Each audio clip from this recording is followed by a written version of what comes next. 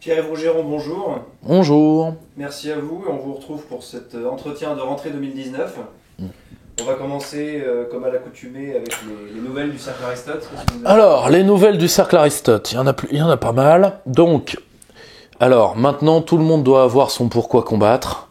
Ça y est, je tenais à présenter les excuses de mon équipe pour le délai, mais il faut que vous compreniez plusieurs choses.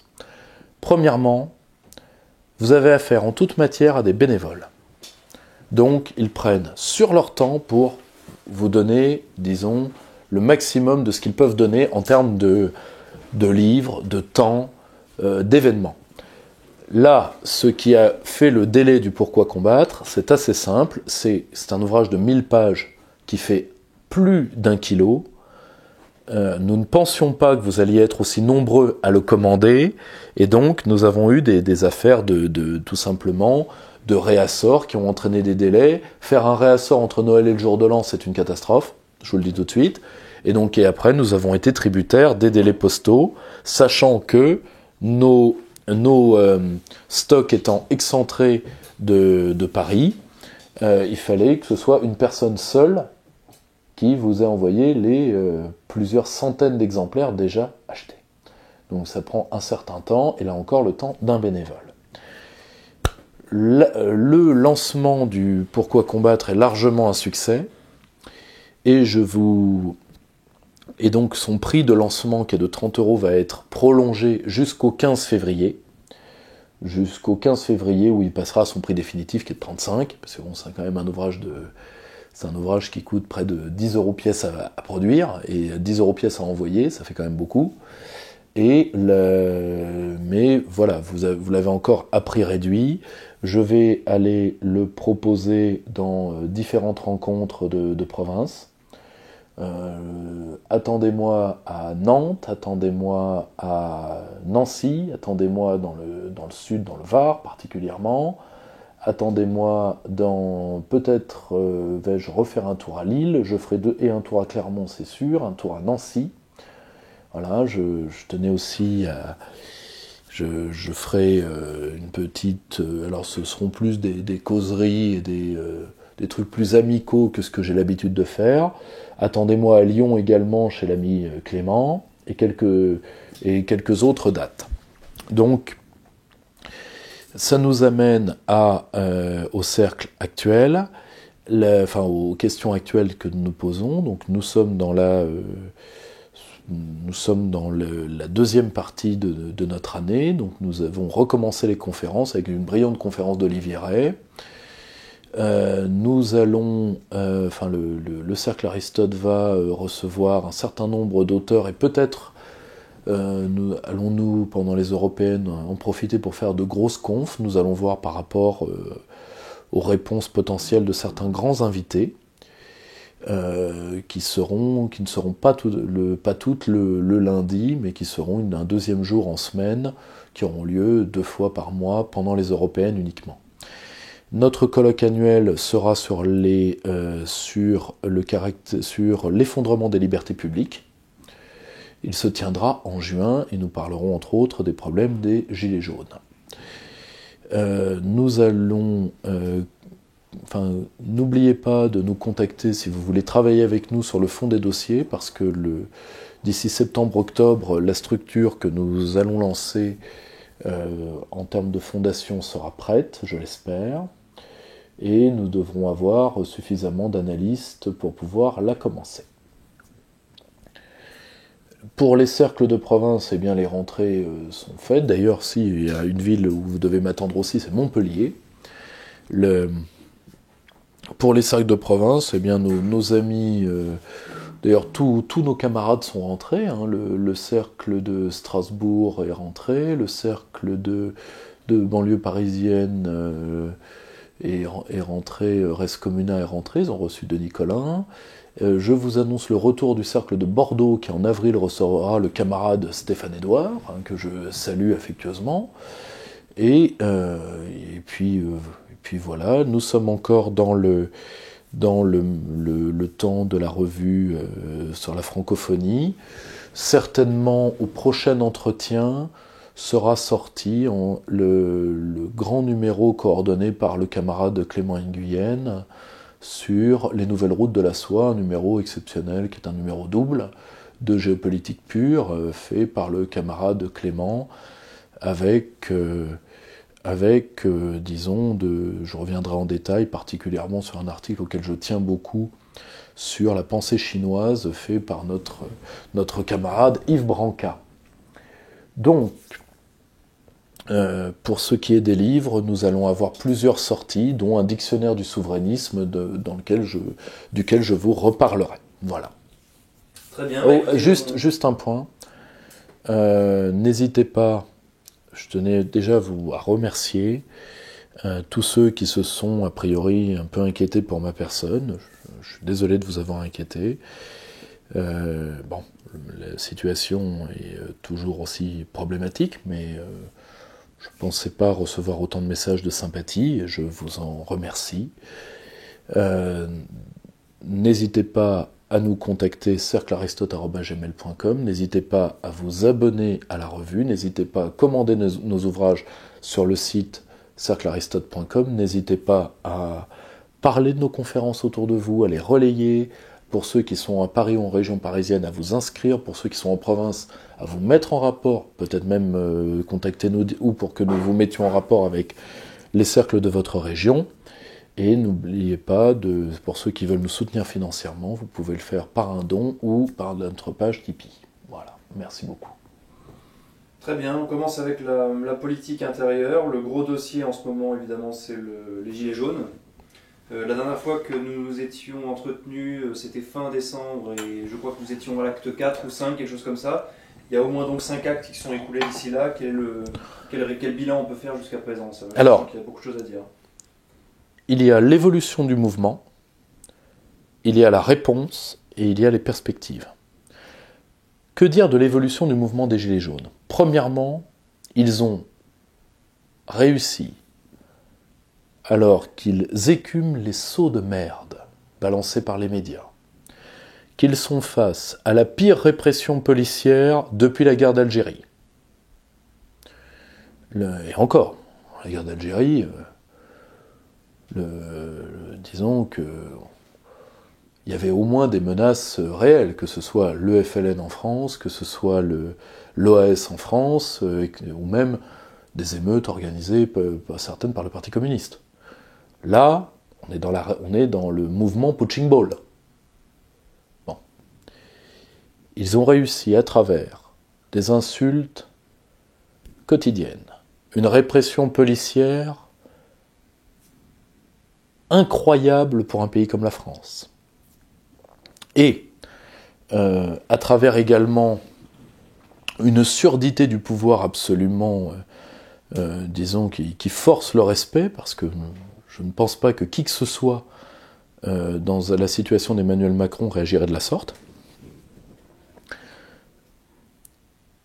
Bon. Ils ont réussi à garder un caractère très adulte. Le mouvement n'est pas parti en confetti avec des chefs locaux, etc. Pas du tout. Ils sont restés sur la démocratie participative. Vous avez eu des tentatives sur lesquelles nous allons revenir de dilution du mouvement au service du pouvoir, mais ça, on verra ça dans les réponses, mais grosso modo, c'est très peu de monde. Ils n'ont pas versé dans l'ultra-violence, loin de là, alors que n'importe quel mouvement qui aurait subi une répression policière pareille en aurait été tenté. Ils ont gardé le cap de leurs revendications, c'est-à-dire ils les ont politisées dans le meilleur sens du terme, c'est-à-dire que à Macron démission, qu'on pouvait trouver un peu court, ils ont additionné le RIC, sur lequel nous allons revenir dans les perspectives. Donc si vous voulez, c'est un mouvement extraordinairement adulte qui depuis plus de 10 semaines maintenant maintient une pression avec à peu près 100 000 mobilisés par semaine, ce qui veut dire 300 000 mobilisés totaux. Exactement comme, vous savez, comme dans la mobilisation militaire. Un en première ligne, ça veut dire 3 à l'arrière, pour des ratios faibles, comme la France, comme l'armée française, de 1 à 3. Vous avez certaines armées où c'est de 1 à 7. Ce qui veut dire qu'il y a quand même plus de monde dans les bureaux qu'il y en a avec un flingue.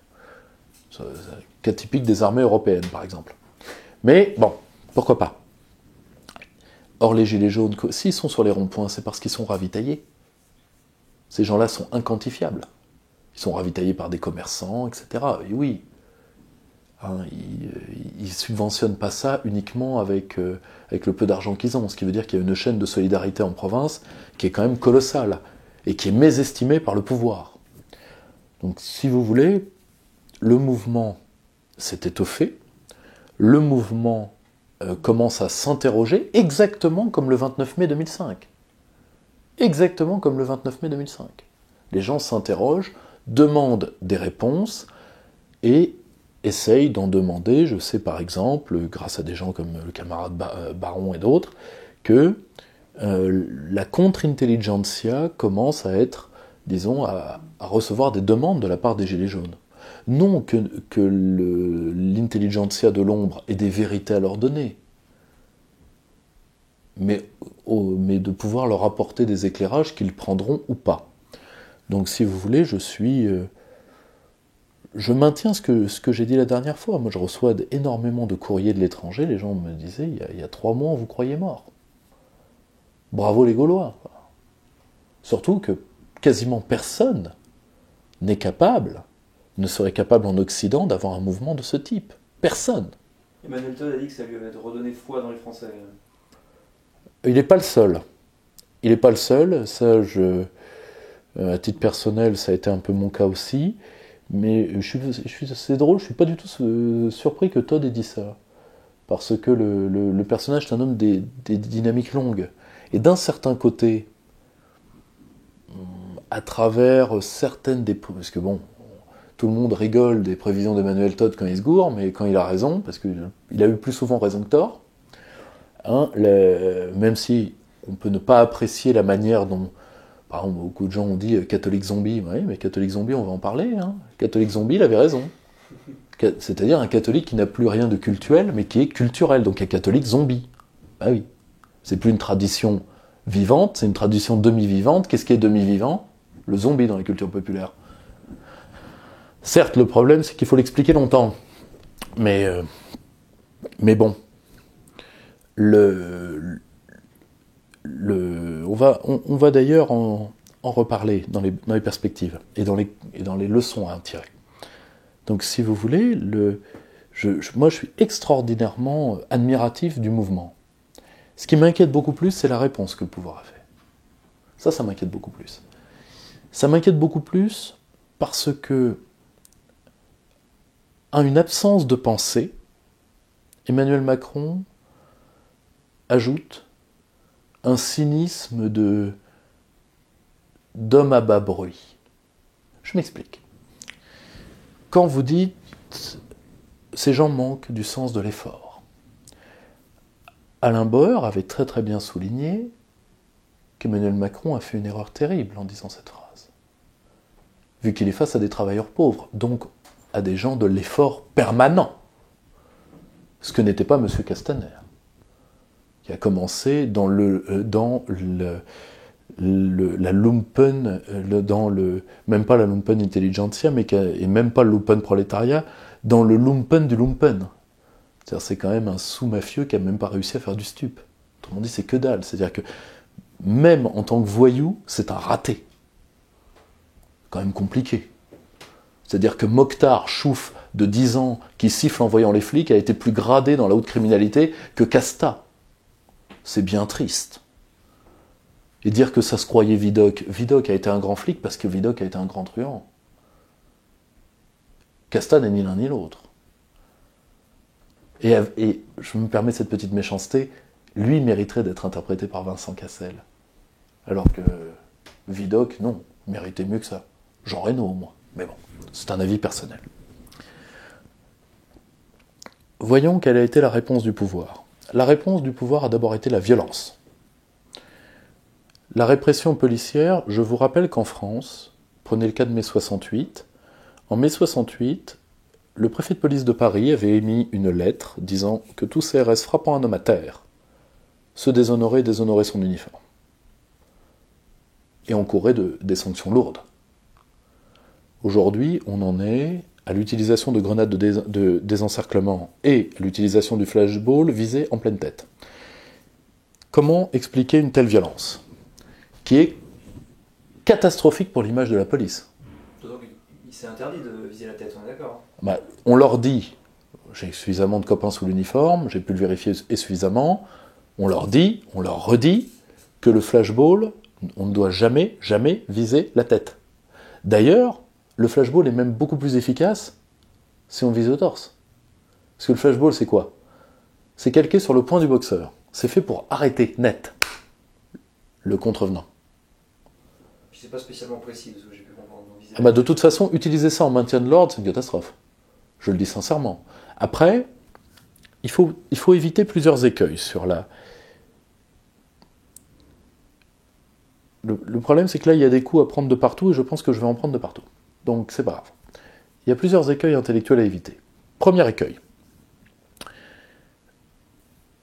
De dire ce que certains ont cru pour protéger leur corps, oui, tout était justifié. Non, tout n'était pas justifié.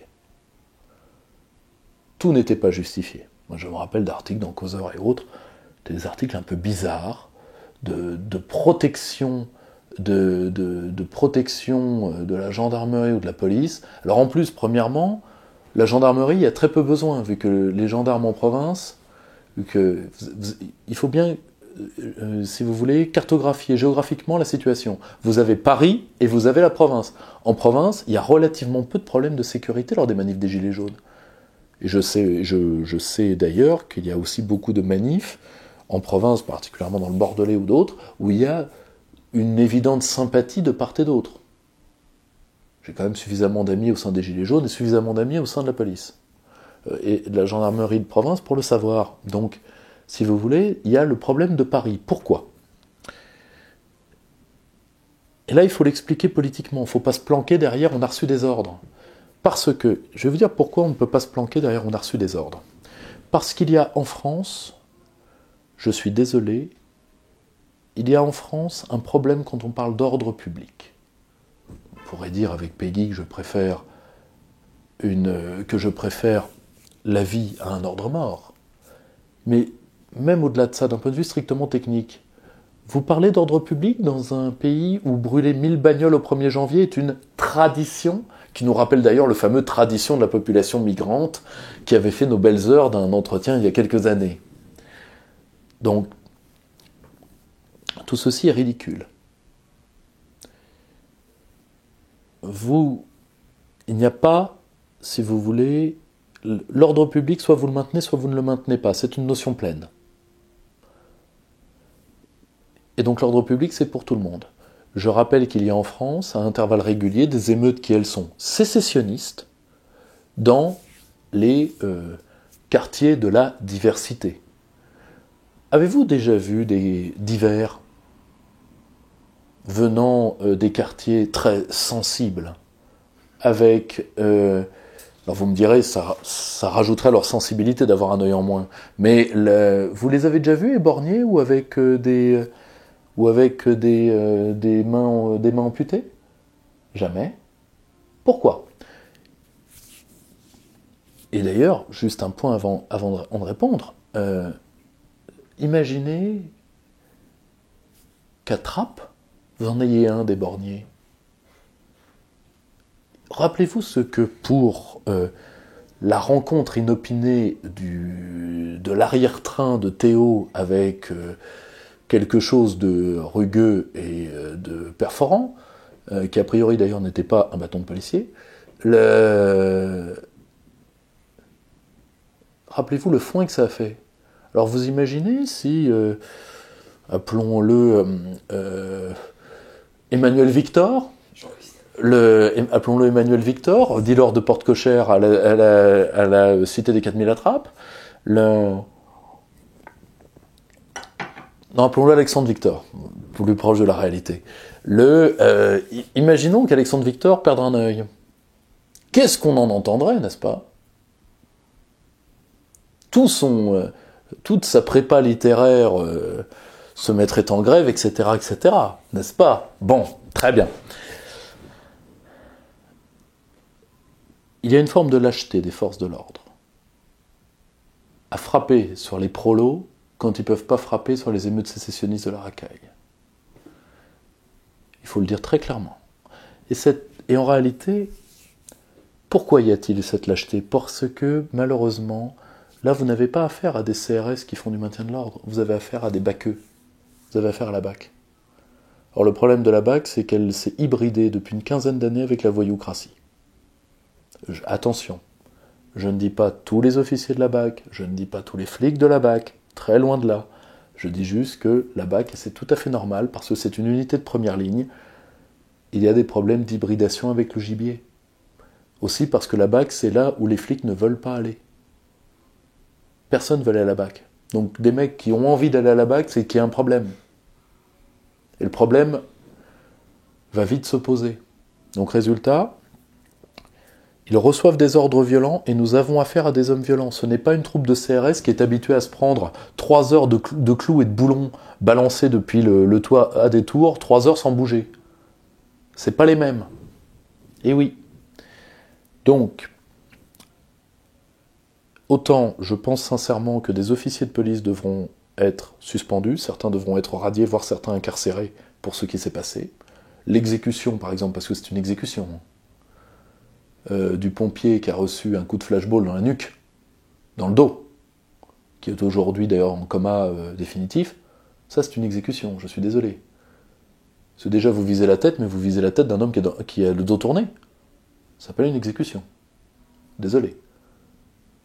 Avec arme létale ou arme non létale. Quand vous visez la tête, de toute façon, toute arme est létale. Toute arme est létale. Il faut quand même le savoir. Bon.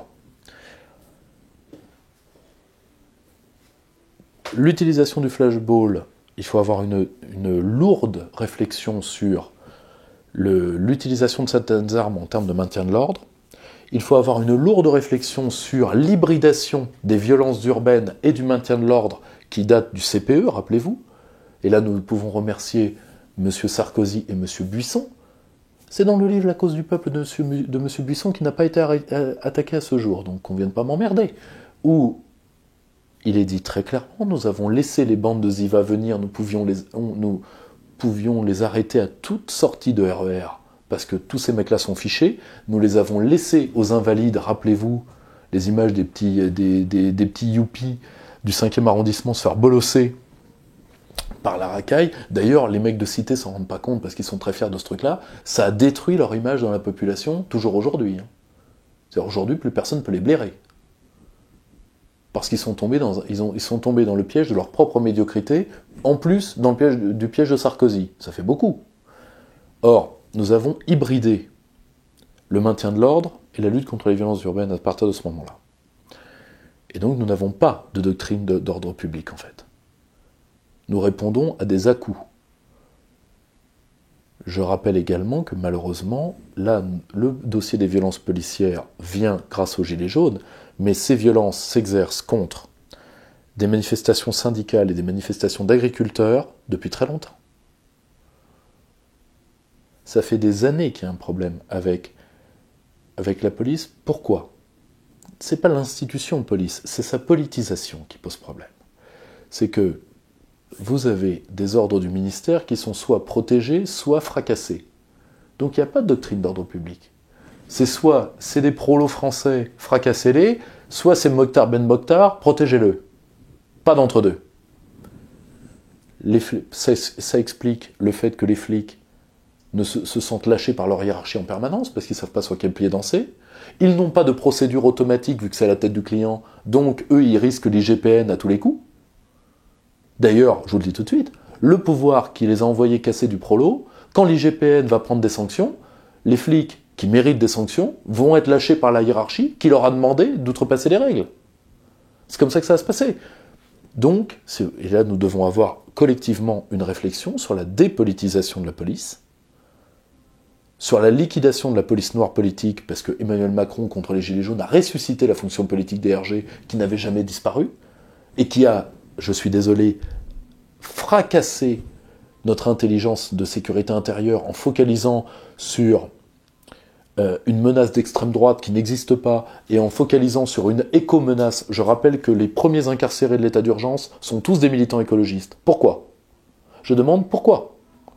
Ces gens-là ne sont pas un danger. Alors qu'il y a des groupes d'extrême gauche problématiques. Au passage, ce n'est pas parce que je dis qu'il y a des groupes d'extrême gauche problématiques que Jean Sarwell, de l'autre côté de l'immeuble, est autorisé à gratter sa gratte pourrie pour foutre en l'air mon entretien. Je ne sais pas si on l'entend sur sinon, j'irais foutre le feu à ses cheveux gras. Et donc, résultat, nous sommes largement aveugles à la menace islamiste, largement aveugles à la menace mafieuse, dans des territoires comme la Corse et autres. Si, voilà, la revanche du cheveu gras, s'il la ferme pas vite, je le renvoie coup de pied dans le cul à Notre-Dame-des-Landes. Et là, donc... Alors, soyons simples. Toutes ces réflexions-là, nous devons les avoir collectivement. Mais d'un côté, vous ne pouvez pas demander à la police, tout comme à l'armée. Là, je vois que des neuneux disent « Ah, il y a une fièvre porcine. Ah ben, on va appeler l'armée. » Ah bah oui. Et puis pour organiser les bar mitzvahs, les communions pendant qu'on y est. Pourquoi pas ? T'as une bar mitzvah, une communion à organiser, des poubelles à vider, des plages à nettoyer, on voit l'armée. Donc, non mais, vous voyez, non mais, vous ne pouvez avoir une pensée de l'ordre public que si vous avez une pensée de la société. C'est comme l'école. Vous n'avez pas de pensée de l'homme, donc vous n'avez pas de pensée de l'école. Le gros problème, c'est l'absence d'intelligence. L'absence de pensée. Donc résultat, quand vous refusez de penser, qu'est-ce qui se passe ? Pour l'homme qui n'a qu'un marteau, le monde entier est un clou. Tout simplement. Donc vous utilisez l'outil policier en dehors de toute raison, et là vous demandez à la matraque de remplacer le dialogue politique. Ben évidemment, bavure, avec en plus, ça se retournera contre les flics, parce que allez parler après ça des suicides policiers, allez parler après ça des orphelins de la police, etc. Une partie de la population ne va plus pendant des années avoir une quelconque considération pour les flics. Alors que je rappelle que les flics étaient avec l'armée les institutions les plus aimées. Surtout depuis les attentats. Alors ensuite, le problème c'est l'honneur de la police sera toujours sauvé par une partie des unités d'élite, plus par les mecs qui torchent le cul de la société pour 1200 balles par mois. Le gros problème, c'est les compagnies de sécurité, c'est ceux qui sont au contact des manifestants. Et là, on ne peut pas dire qu'il y a une sursensibilité des gilets jaunes. Les gilets jaunes se disent, nous, on n'a jamais eu affaire à la police. On est des gens bien. Boer le dit très bien. Boer, c'est un chasseur de délinquants depuis 30 ans. Il dit que ce ne sont pas des casseurs, en fait. Non mais, évidemment, non mais il a raison. Non mais, fondamentalement, il a raison. Là, il y a un diagnostic qui est juste. Abonnez-vous à la lettre de Rofer sur son site xavierrofer.com. Enfin, vous allez voir ce que vous allez recevoir dans votre boîte courriel. Vous allez devenir dingue. Tout ce qu'on laisse passer, ces gens-là, alors que ces gens-là sont des gens honnêtes qui, excusez-moi, ils sont dans des manifestations, donc jusqu'à preuve du contraire, manifester est un droit civique. Alors après, vous me direz, parfois, ils ont des problèmes avec le fait de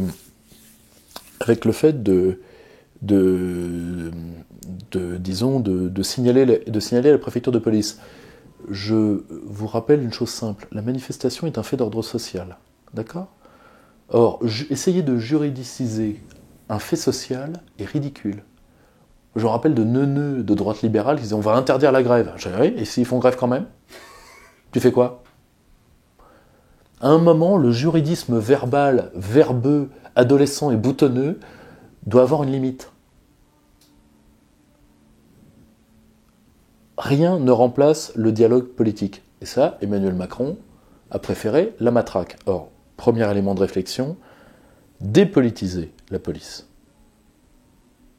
Et avoir une vraie doctrine d'ordre public pour tout le monde. Parce que là, pour des millions de Français, ce qui a été fait aux Gilets jaunes, que les Français en question soient pour ou contre, alors que les IVA de banlieue qui les emmerdent, eux n'ont jamais rien, et que tous les jours, on est avec un speaker, tu sais, le mec qui est sur France 3, là, le premier de la classe des consanguins qui vient de dire oui, nous avons arrêté un élève terroriste, à 19 ans, il était à ta 39e interpellation. Quel beau parcours. Donc, tous les jours, les Français entendent ça. Tous les jours, les Français se rendent compte de la médiocrité de leur appareil judiciaire, de la nullité de leur classe de magistrats qui se défoulent sur les gilets jaunes, qui prennent excusez-moi, pour manif non autorisée, vous avez des gilets jaunes qui prennent plus que ce que prend effectivement un violeur. Enfin, est-ce que vous vous rendez compte? Et grâce à Internet, le problème, c'est que toute la merde ressort. Donc tout le monde est au courant. Donc, il faut revoir toutes nos forces de sécurité intérieure à plat. Ce qui ne veut pas dire désarmer les flics ou condamner les flics. Cette réflexion doit avoir lieu avec la police. D'ailleurs, je rappelle que certains syndicats de policiers se plaignent des ordres reçus. On ne les entend pas, sauf sur RT. Grosso modo, maintenant, il faut aller sur Radio Moscou pour avoir le droit enfin, si vous voulez, si on avait dit ça à Solzhenitsyn, il en serait mort de rire. Mais faut comprendre le truc. Il faut aller sur Radio Moscou maintenant pour avoir de l'information en France. Bon, première étape, ça. Deuxième étape, la dérision. Alors Emmanuel Macron nous a fait le coup du grand débat, coup qu'il a hérité de, rappelez-vous, Sarkozy. Alors premièrement, quand vous élisez quelqu'un, même par défaut, vous l'élisez pour gouverner. On débat avant. Comme disait le général de Gaulle, délibérer se fait et à plusieurs, décider est le fait d'un seul. Ce qui veut dire qu'Emmanuel Macron ne gouverne pas, vu qu'il débat. Donc... Oui, mais il tient 7 heures quand même.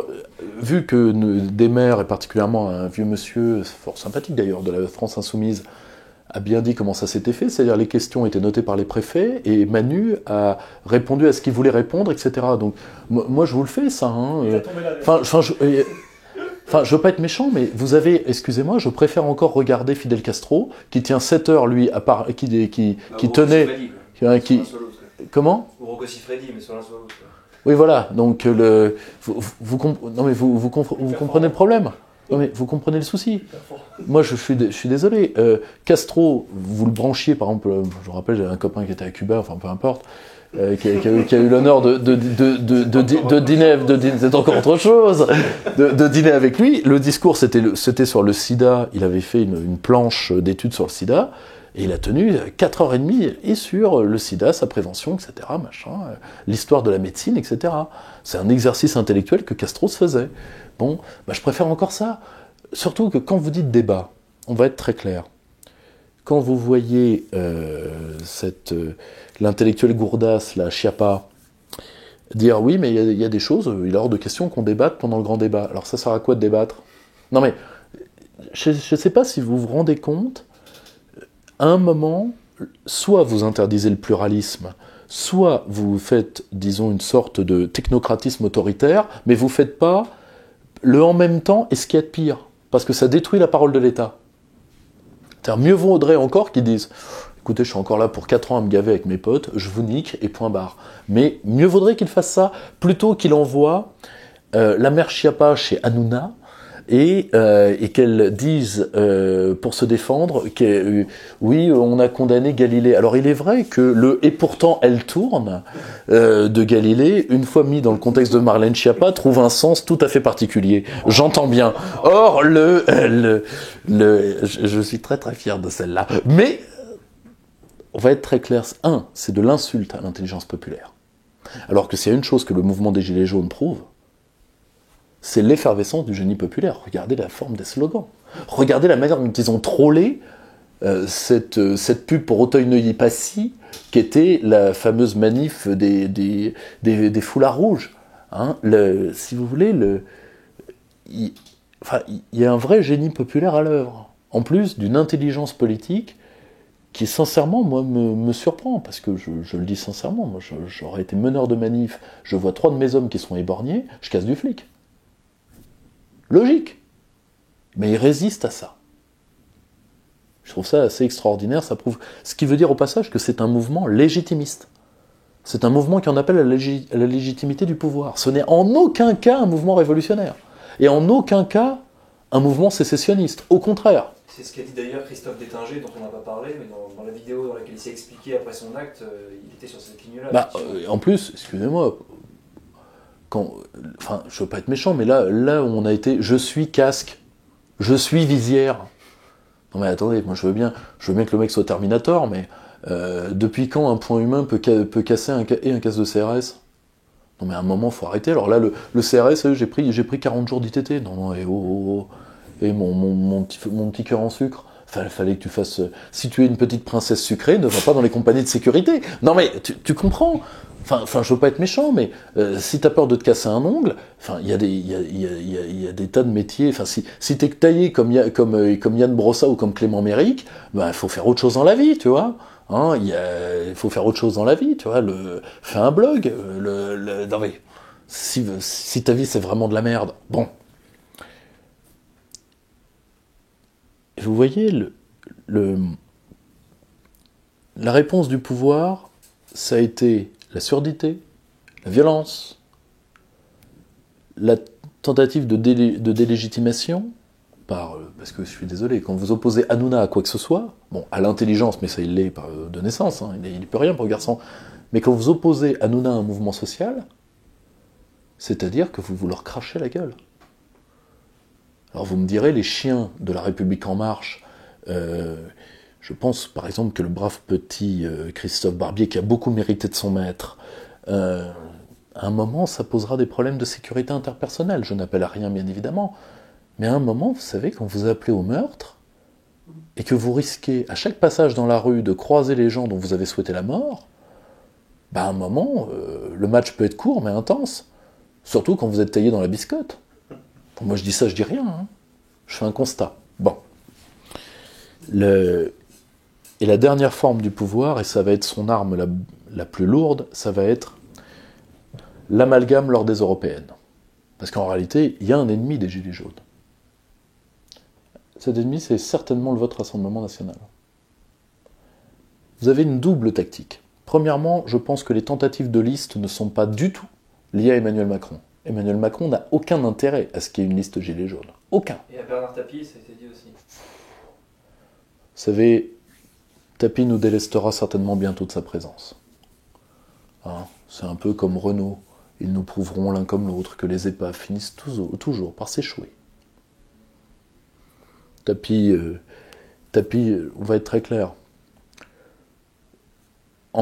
Minimum, il faut 800 000 à 1 million d'eux. S'ils font pas 3%, vous les reverrez jamais. Vous croyez que Tapie a le nécessaire pour perdre 1 million d'eux? Puis surtout, Tapie, je vous le dis tout de suite, hein, il est plus proche du cimetière que du service militaire. On va être très clair. À titre personnel, je le dis sincèrement, j'ai le même point de vue qu'avait le regretté professeur Léon Schwarzenberg sur lui. Je ne pleurerai pas ce personnage, c'est le moins qu'on puisse dire. Quel est l'intérêt de Bernard Tapie? Servir Emmanuel Macron? Emmanuel Macron ne serait absolument pas servi par une liste gilet jaune.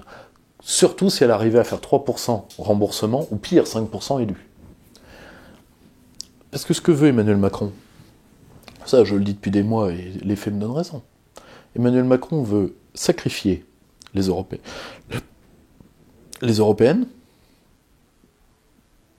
pour ensuite gagner la présidentielle. Comment? En se retrouvant face à Marine Le Pen. Et il gagnera de toute façon. C'est la seule contre laquelle il peut gagner. Imaginez un retour de Sarkozy. Un retour de Sarkozy est gagnant. Imaginez que Nicolas Dupont-Aignan arrive à être avant Marine Le Pen.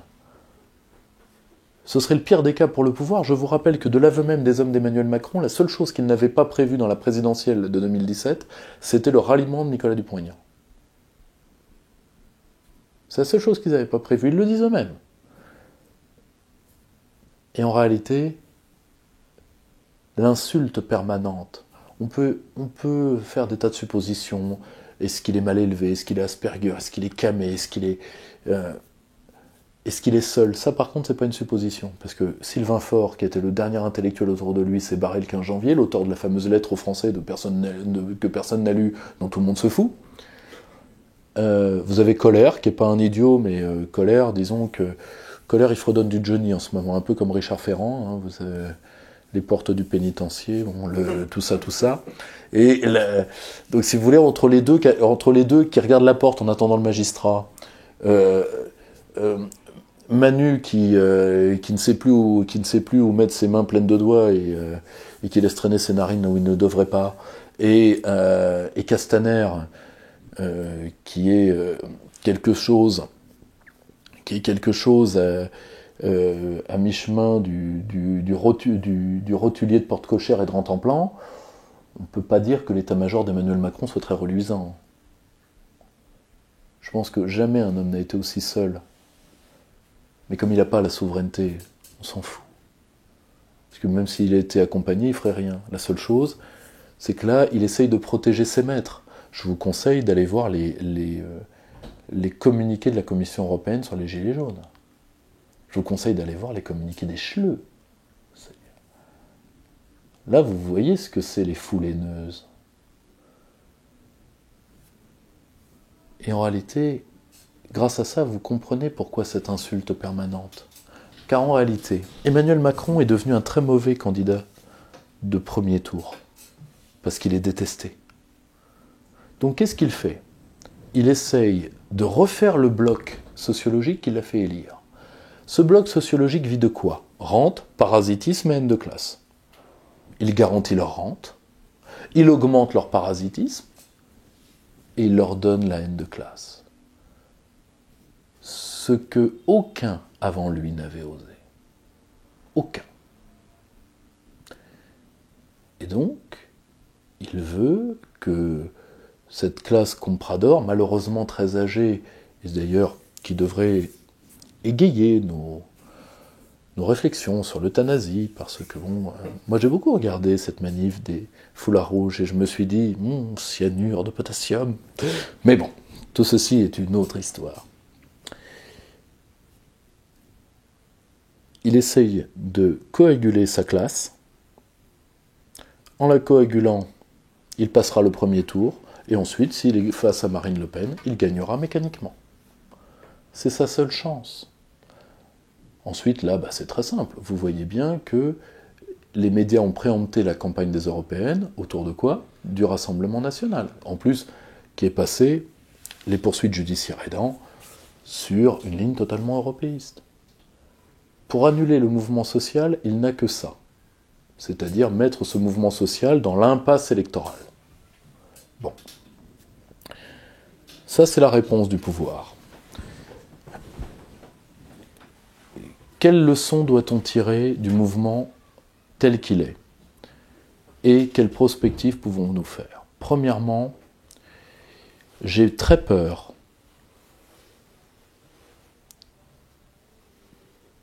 que ce mouvement légitimiste, si il a déjà, Christophe Gulli l'a très bien dit, une grande victoire, c'est que maintenant, il y a des gens qui ne pourront plus faire comme si la France était morte. Par contre, la stratégie de la non-violence, si elle n'arrive pas à triompher, laissera place à autre chose. Je le crains. Et je le dis sincèrement, je le crains parce que je ne veux pas voir des pères de famille entrer dans un combat contre l'État qui est fait pour les protéger. Parce qu'il ne faut pas devenir, disons, un anti-étatisme primaire et débile. Si vous voulez, si vous voulez, quand un abruti se sert d'un outil, il ne faut pas jeter l'outil, il faut flinguer l'abruti. Ce qui est différent. Là, la France, elle n'a pas de problème étatique, elle a un problème élitaire. C'est-à-dire, qu'est-ce qui cloche dans l'élite française? Alors vous me direz, c'est une élite qui vient de l'État. Non, c'est une élite qui a colonisé l'État. Parce que si vous voyez l'élite étatique sur 1000 ans, l'État en France, ça va près de 1000 ans. Hein. Bon. On peut faire un bilan globalement positif, et de loin. La question, c'est qu'est-ce qui s'est passé depuis 40 ans? On est face à une des pires générations de l'histoire de France. Bon. Donc c'est pas la peine d'attaquer des entités abstraites quand on doit attaquer des groupes sociaux bien vivants. Il y a une forme de lâcheté intellectuelle derrière l'anti-étatisme. Je rappelle d'ailleurs à ce propos-là, pour ceux qui lisent Perspective Libre, et je vous le recommande, un très très bel article, l'un des meilleurs certainement qu'on ait jamais publié, de Julien Funaro, le camarade que j'embrasse, que je salue, qui est un chroniqueur extraordinaire et un traducteur extraordinaire. L'étatisme n'est pas un socialisme. Je vous rappelle cet article-là qui est très très éclairant. Or, aujourd'hui, ça va se jouer, c'est horrible à dire, mais classe contre classe. Très clairement. Et vous avez une classe qui, parce qu'elle veut rejoindre les compradors à l'échelle mondiale, est prête à tuer son pays. Ils ne se rendent pas compte, c'est que les compradors à l'échelle mondiale, de Marie-Chantal de Marie-Chantal de Neuilly, eux, ils sont contre-quart, mais ils font partie des 20%, en réalité plus proche de 15 que de 20, qui servent les 1%. Donc Michéa parle très bien. Le mythe des 1% est un mythe incapacitant. Parce que les 1% seuls ne régneraient pas. Vous avez toute une technostructure qui règne au service des 1% et qui fait à peu près 15%, 15 à 20%. C'est ces gens-là. Question, vu qu'on ne peut pas on doit les ramener dans la nation, ou alors on doit les briser en tant que classe. Très clairement. Parce qu'ils ont déclenché une guerre contre tout le reste de la population, donc c'est leur faute. Bon. Sachant que les ramener dans la nation, c'est quand même mal parti. Alors ils ont un avantage, c'est leur dépopulation. C'est-à-dire qu'ils font très peu d'enfants.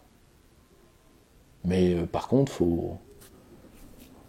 en plus, une large partie des leurs va décrocher économiquement, vu que la mondialisation a tué les ouvriers, mais maintenant elle va tuer les cadres. C'est très clair. Et l'uberisation va terminer le processus. Quand maintenant vous allez avoir des machines pour remplacer les avocats, ça va être autre chose. Hein. Ça va être une autre musique. Hein. On va être très clair. Bon. Donc, autre leçon du mouvement, la nullité et l'imbécilité crasse de la bourgeoisie catholique. Vous le savez déjà. Vous vous rappelez, il y a eu la fameuse marche pour la vie, là, 15 000 personnes. Le seul moyen de survivre de ces groupes issus de la Manif pour tous aurait été de faire ce que la Manif pour tous a refusé de faire, pas ce qu'elle n'a pas fait, ce qu'elle a refusé de faire en son temps, et j'en ai été personnellement témoin avec cette phrase extraordinaire dite par un des cadres de la Manif pour tous, qui était « nous n'avons pas de problème d'argent », de refus de la main tendue au mouvement social. Vous vous rendez compte que les 1,5 million de personnes de la Manif pour tous ont totalement disparu. Et mis à part qu'on sait sociologiquement qu'ils ont mécaniquement voté Macron, vu que c'est le coin d'où ils viennent qu'on voté Macron, mis à part ça, on ne sait rien d'eux. Que sont-ils devenus ? Point. Bon. Eh bien, si vous voulez, Éric Zemmour d'ailleurs a fait un article pas mauvais là-dessus.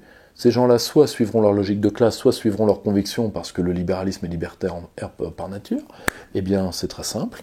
Je vous le dis tout de suite, ils vont suivre quoi ? Le portefeuille. Hein, parce que quand on est à la droite de Dieu, à la droite, c'est le portefeuille. Voilà. On dirait que c'est mieux d'être à la gauche, puisqu'à la gauche, c'est la place du mort à la bagnole. Mais bon, donc, non, c'est à la droite la place du mort. Mais eux, c'est la place du... Voilà, eux, c'est la place du...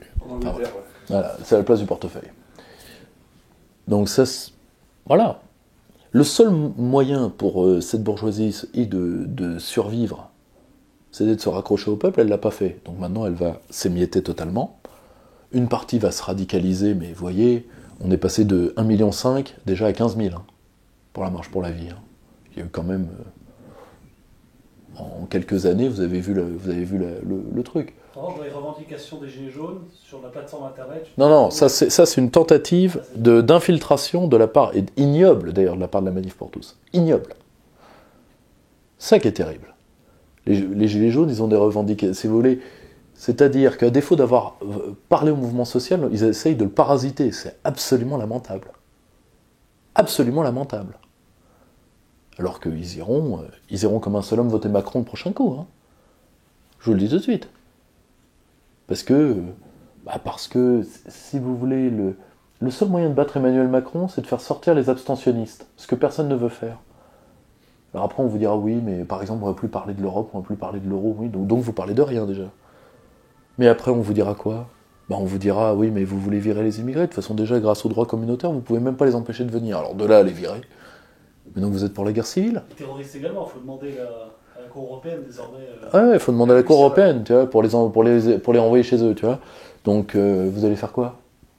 Est-ce que vous croyez que des gens qui ont peur d'un changement de monnaie en soi assez indifférent ne vont pas avoir peur face à la guerre civile ? Alors vous me direz, preuve que non, ils veulent la faire avec les gilets jaunes. Oui, mais attendez, là pour l'instant ils entendent siffler des balles de tennis.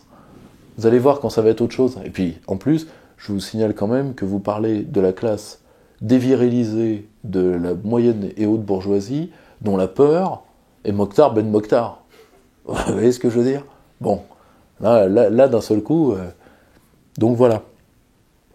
Au passage, je tiens à donner mon plein et entier soutien. Je sais qu'il y a des moyens de lui écrire à ce brave boxeur qui a fait, voilà, qui a avant tout, qui s'est interposé face à une nana qui prenait des coups, hein, ni plus ni moins. Alors ensuite, c'est vrai que face à un bonhomme, voilà, face à un Gaulois réfractaire, on la ramène un peu moins. Mais bon, moi je veux bien mettre un écriteau, je suis casque, mais bon, faut quand même pas déconner. Donc, si vous voulez,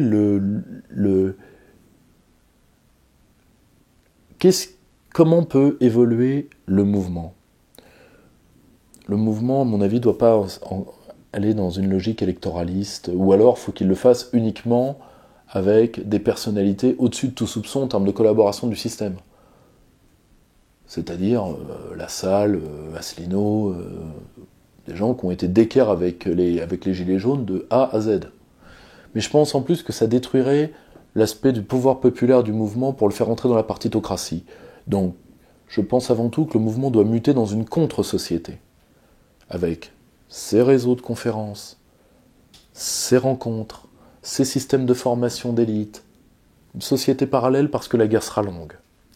Ne pas se laisser amadouer par des gens qui sont là pour les détruire, c'est-à-dire soit les infiltrés du pouvoir, soit le RN, parce que le RN sert à ça aujourd'hui, on va être très clair. Hein.